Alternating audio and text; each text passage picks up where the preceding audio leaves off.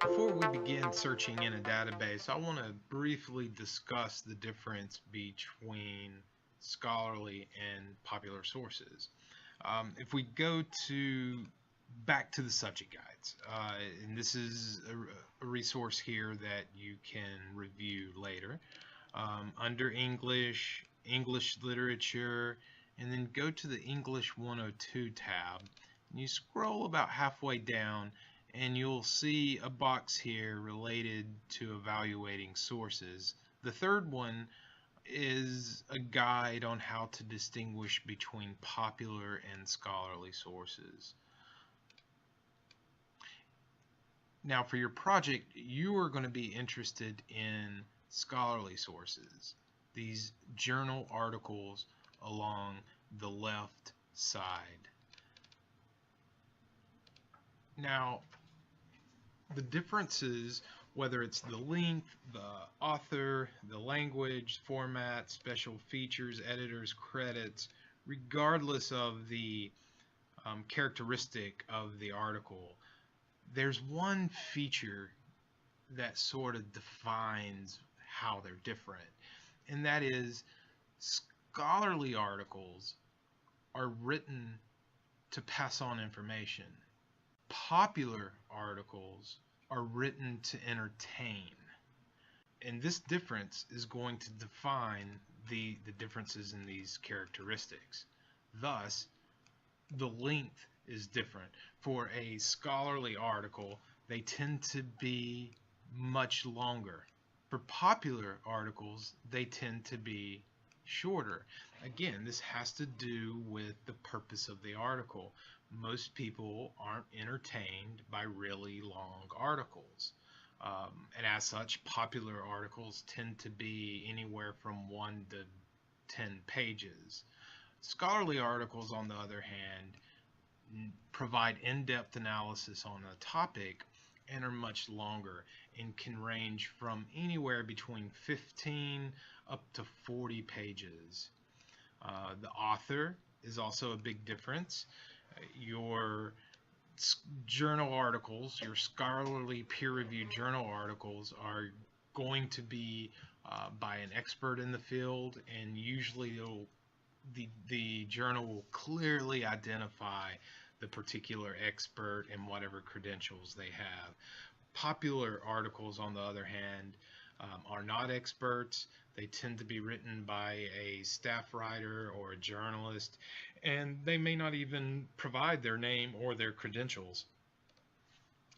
The language is another big difference. Scholarly articles tend to include a lot of jargon or discipline-specific language, whereas popular articles include non-technical language, and this has to do with the audience. For scholarly articles, the audience is often other scholars, professors, researchers, students within a particular field, thus they use the language of that field, whereas the audience for a popular source is the general public, thus non-technical language is often necessary. Another difference is the format or structure. Popular sources often do not follow any specific format, whereas scholarly articles will include abstracts, literature reviews, methodologies, results, a conclusion, and bibliography. Another difference are the special features, and this is really often a dead giveaway on the difference between the two. Scholarly sources are typically visually boring. They don't have a lot of pictures, there's not a lot of color, the pages aren't glossy.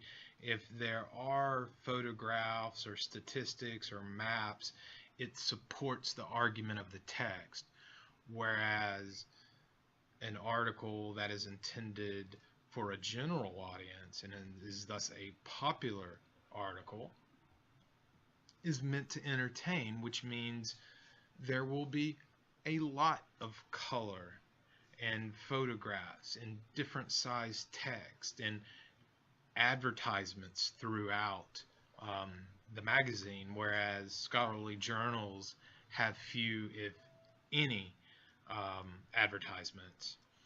Next, the editors. A scholarly article is typically peer-reviewed. It's reviewed by other scholars familiar with the topic, whereas in popular sources, it's usually reviewed by a board of editors who are not experts in the field. Finally, and another dead giveaway here, and the difference are the credits. Scholarly sources are going to take pains to demonstrate their sources, which may be in the form of parenthetical citations, footnotes, endnotes, bibliographies, works cited pages. They want you to know where they get their information. On the other hand, popular sources rarely, if ever, include citations. Again, this has to do with the entertainment purpose of popular sources. Most people are intimidated by citations and footnotes, and they feel bad when they don't read them. They feel like they should read them. And publishers are aware of this, and hence they strive to not include citations in a popular source. So that's something really important to look for when you find an article. You want to make sure that the author is citing their sources so you can go and find this information yourself. So these are the differences between scholarly and popular sources. And now that we have briefly discussed the difference, let's look at an example of each, which will give you a clear idea of the difference.